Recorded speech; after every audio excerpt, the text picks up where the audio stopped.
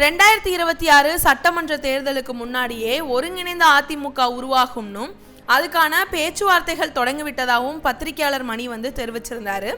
அது மட்டும் இல்லாமல் நாடாளுமன்ற தேர்தல் போல இல்லாமல் சட்டமன்ற தேர்தலில் அதிமுக, பாஜக, பாமக கூட்டணி கடுமையான சவாலை திமுக அளிக்கணும் கூறியிருந்த பத்திரிகையாளர் மணி நாம் தமிழர் கட்சியுமே அதிமுக கூட்டணியில் இணைய வாய்ப்பு இருக்கிறதாகவும் தெரிவிச்சிருக்கிறாரு.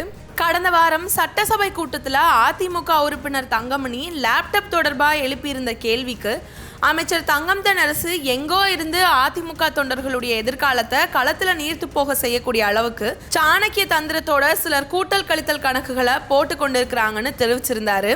மேலும் அதிமுக பாஜக கூட்டணி உருவாகிறதுக்கான வாய்ப்பு ஏற்பட்டிருக்கிறது போது சட்டசபையிலேயே அதிமுகவுக்கு வார்னிங் கொடுக்கக்கூடிய வகையில் அமைச்சர் தங்கம் தென்னரசு பேசியிருந்தாரு. இதுக்கு ஆடு நனைகிறதுன்னு ஓனை அழுத கதையா இருக்கு அப்படின்னு எடப்பாடி பழனிசாமி பதில் அளிச்சிருந்தாரு. இந்த நிலையில நேற்று டெல்லியில எடப்பாடி பழனிசாமி அமித்ஷாவுடைய சந்திப்பு நடைபெற்றிருந்துச்சு. இதனால இன்னும் சில நாட்கள்ல அதிமுக பாஜக கூட்டணி உறுதியாகும் அப்படின்னு கருதப்படுது.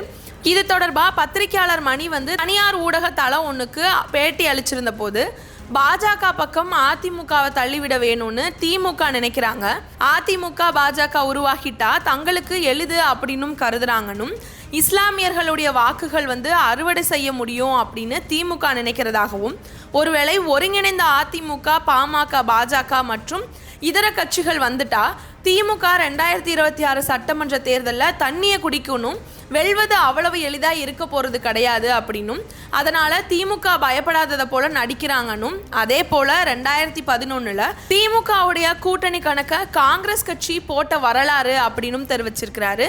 காங்கிரஸ் கட்சிக்கு இடமில்லைன்னு கூறிட்டு சோனியா காந்தி அழைச்சு மிரட்டிய உடனே சீட்டு கொடுத்தாங்க. 63ல் 5 தொகுதி மட்டுமே காங்கிரஸ் கட்சி வென்று இருந்துச்சு.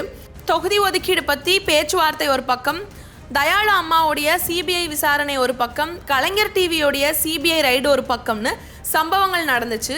இது எவ்வளவு வெட்கக்கேடானது அப்படின்றதும், அவ்வளவு விட்டு கொடுத்துமே அடுத்த மாதமே கனிமொழி சிறையில் அடைக்கப்பட்டாங்க. 2G வழக்கில் அந்த கூட்டல் கழித்தல் செஞ்சு மிரட்டி தானே காங்கிரஸ் கட்சி கிட்ட 63 தொகுதிகளை வாங்கினாங்க.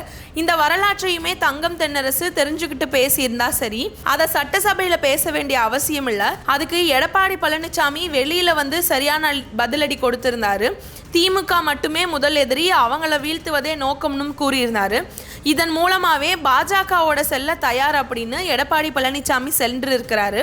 2021 தேர்தலில் இதே பாஜக மற்றும் பாமகவோட கூட்டணி வச்சு தான் அதிமுக 75 தொகுதிகளை வென்றிருந்துச்சு. நாடாளுமன்ற தேர்தல் கணக்கு வேற, சட்டமன்ற தேர்தல் கணக்கு வேற. இதை நாம் கருத்தில் கொண்டுக்க வேணும். அதே போல் ஒன்றுபட்ட அதிமுக வருது அப்படின்னு நினைக்கிறேன்னும், அவங்களுக்குள்ள ஒருங்கிணைப்பதற்கான பேச்சுவார்த்தை தொடங்கிட்டதாகவும், அவர் அறிஞ்ச வரைக்குமே அனைவருமே ஒன்று சேர்ந்திருக்கிறாங்க. ஒருவேளை ஒருங்கிணைந்த அதிமுக உருவானது அப்படின்னா இது பெரிய பலமாகும். அதிமுக ஒன்றுபட்ட போதெல்லாமே திமுக வென்றதே கிடையாது. ஒருவேளை திமுக ஆட்சியில் இருந்த போது ஒருங்கிணைந்த அதிமுக உருவாகினால் 2வது முறையாக ஆட்சிக்கு வராது.